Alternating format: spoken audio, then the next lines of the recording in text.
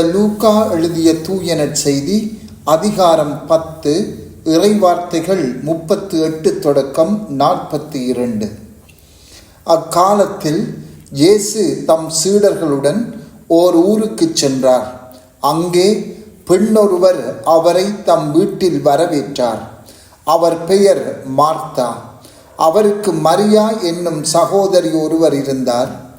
மரியா ஆண்டவருடைய காலடி அருகில் அமர்ந்து அவர் சொல்வதை கேட்டு கொண்டிருந்தார்.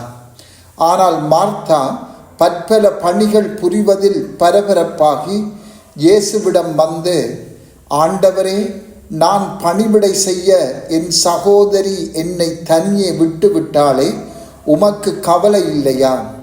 எனக்கு உதவி புரியும்படி அவளிடம் சொல்லும் என்றார். ஆண்டவர் அவரை பார்த்து, மார்த்தா மார்த்தா, நீ பலவற்றை பற்றி கவலைப்பட்டு கலங்குகிறாய். ஆனால் தேவையானது ஒன்றே.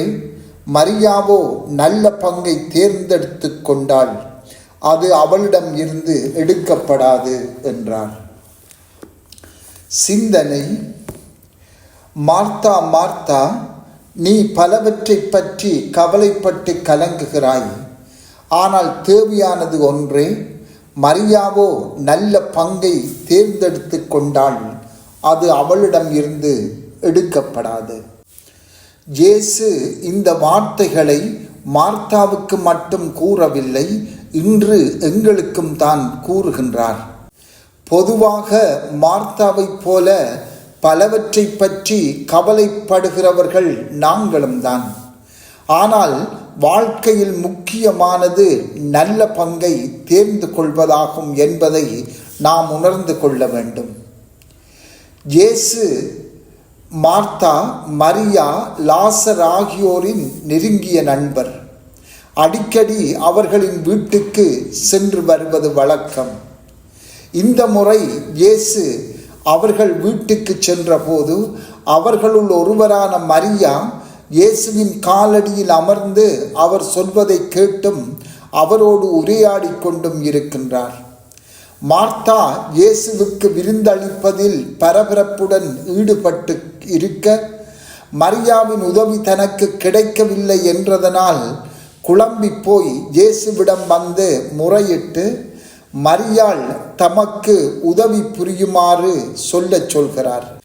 இவ்வாறு மார்த்தா சொல்வதன் மூலம் ஒரு வகையில் மார்த்தாவும் மரியா தனது வாழ்வின் முக்கிய குறிக்கோளை தேர்ந்தெடுப்பதற்கு தடையாக இருக்கின்றார். மரியா இயேசுவின் பாதத்தில் அமர்ந்திருந்ததன் மூலம் வாழ்வில் அதி முக்கியமானதில் நாம் கவனம் செலுத்த வேண்டும் என்பதற்கு மரியா நல்லதொரு உதாரணமாக இருக்கின்றார்.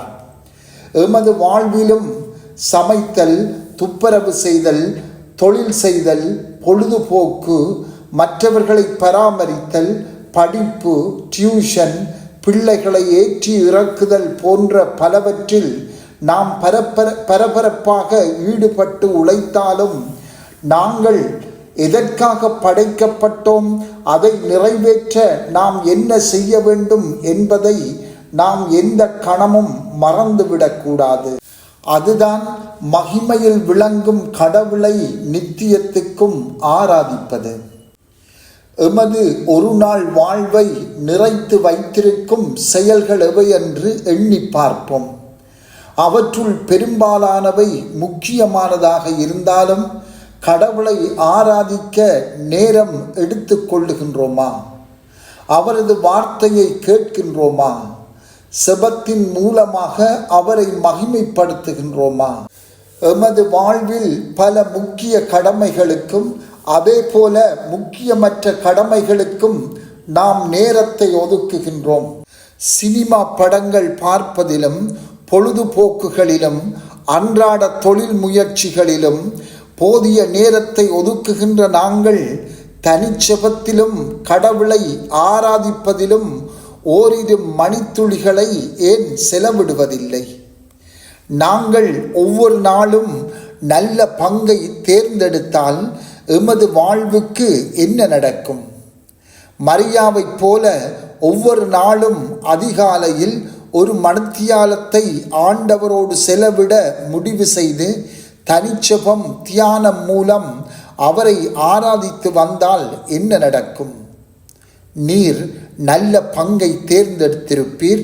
அது உம்மிடம் இருந்து திருப்பி எடுக்கப்பட மாட்டாது என்பதே உண்மையாகும். இதனையே இயேசு எங்களுக்கும் சொல்ல விரும்புகின்றார்.